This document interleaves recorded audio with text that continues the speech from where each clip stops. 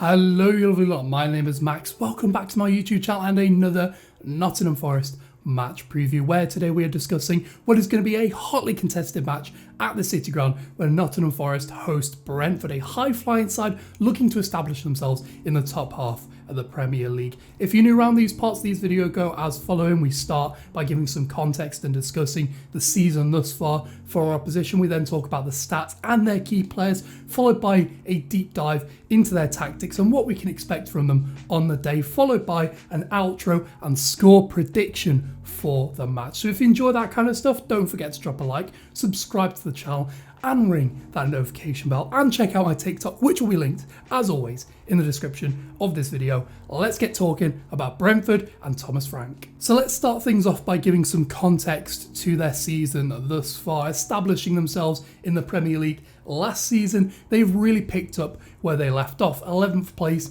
at the time of recording, and some really big scalps they've already claimed in their very short Premier League tenure, having beaten Manchester United, Arsenal and Chelsea thus far over the course of the last two seasons. And of course they do this by playing really aggressive, expansive football and having a data-led approach to their recruitment, something that yours truly really appreciates. Really interesting players over the last 3 or 4 seasons as they've built a Premier League quality squad, and it's no different. They've built a really good squad over the summer, made some really good signings and been able to keep a hold of some of their key personnel. Like many of the teams in the position they are in the league, they're a very patchy team. They can go on 5 or 6 game unbeaten runs or 5 or 6 game winless runs, and they're on one of those winless runs at the moment, just one win in their last 5 matches. Potentially a good time for them to come to the City Ground and us to potentially pick up some points in our race to avoid relegation. Either way, let's spend some time taking a look at the stats and the data behind this team, talking about some of their key personnel and where they rank in the Premier League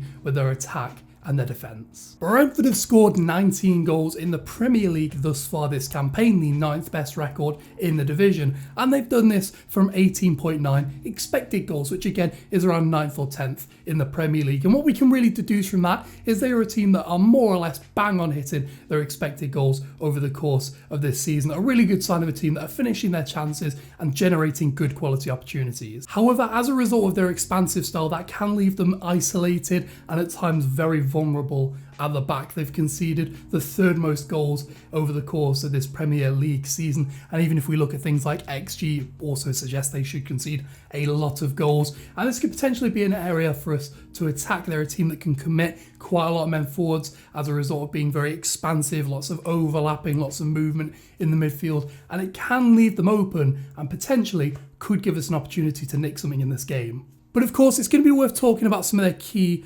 personnel, and I was actually going to spend some time talking about Ivan Toney, but he is, fortunately for us, suspended for this match against Forest. So instead I'm going to talk about 2 of their other key personnel in the midfield and their attack, starting with Bryan Mbeumo.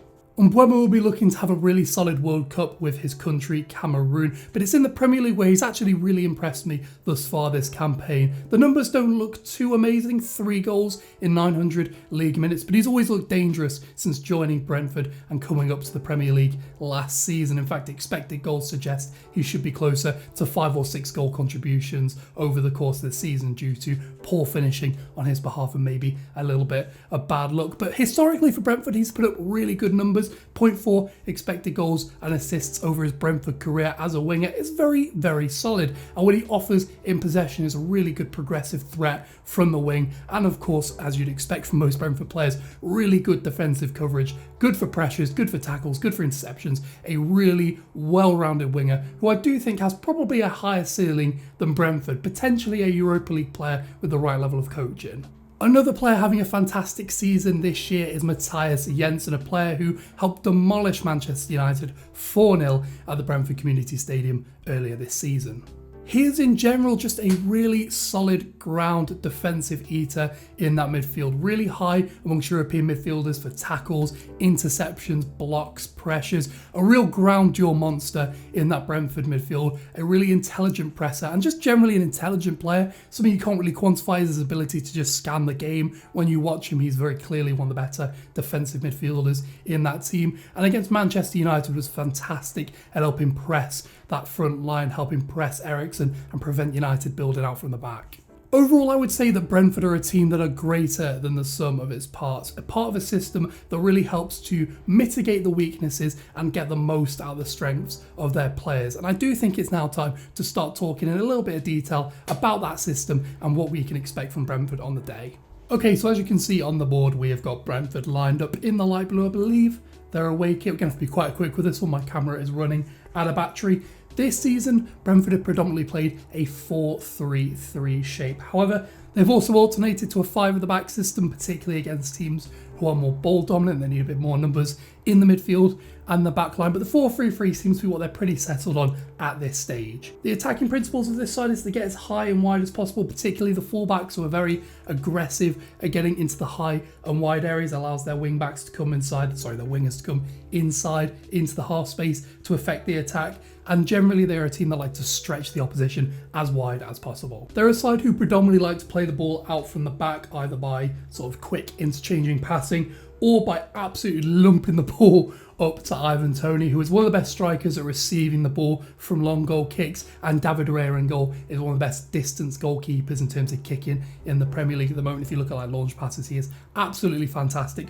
Really good at getting the ball up to Toney, who can drift into these channels to receive the ball. It allows him to turn, take on his man, outstrength his man, and also feed the ball into his other attackers to help create goal scoring opportunities. And they have a really good combination between going long and also building through the thirds with direct quick passing. And when they lose the ball, if they're dispossessed, they're very quick to look to try and regain possession. If you look at their midfielders, if you look at their forwards, they tend to rank very high for pressures, particularly in the final third and the midfield third, where they're looking to actively win the ball as high as possible and then quickly spring attacks to get those high quality XG chances that we were talking about earlier in this video. So what the Forest need to do to try and counteract this and potentially come away with the win against Brentford? For me personally, it's an absolute no-brainer that we have to go 3 in the midfield. Brentford are a team that tend to go 3 in the midfield and can completely outrun oppositions who don't go to try and match them man for man in the midfield. So I absolutely think we need to stick to that 4-3-3 or go 5-3-2 and just have a flat 3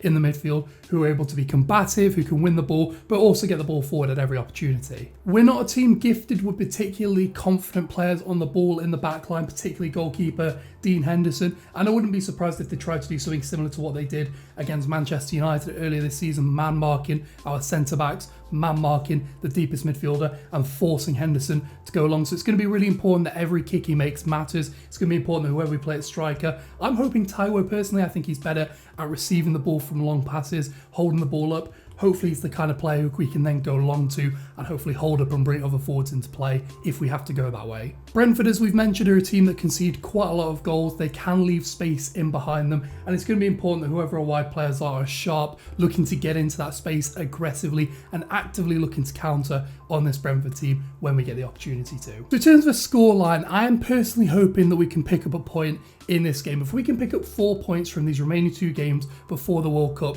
that'll mean we've won 9 points from our last 8 games, including, of course, that big win against Liverpool. And I think it would put us within touching distance of getting out the relegation zone, where I think most fans would imagine we should be by sort of the Christmas period of this season. So I'm going to go for a draw of some description, either a 0-0 or a 1-1. If we can keep the clean sheet, that would be fantastic. Brentford are one of the most prolific teams in the Premier League. They are going to be without Ivan Toney, which is going to be very important, interesting to see how they adapt their game without their focal point, and it might give us the opportunity to maybe nick a winner or a draw in this game. Of course, though, let me know your score predictions in the comments section down below this video. And of course, whilst you're down there, don't forget to drop a like on this video, subscribe to the channel, and ring that notification bell so you don't miss these match previews or the World Cup content I've got coming out in the next couple of weeks. And check out my TikTok whilst you're down there. With that being said, thank you very much for watching. Enjoy your weekend, Reds. Enjoy the game if you're going. I will catch you later.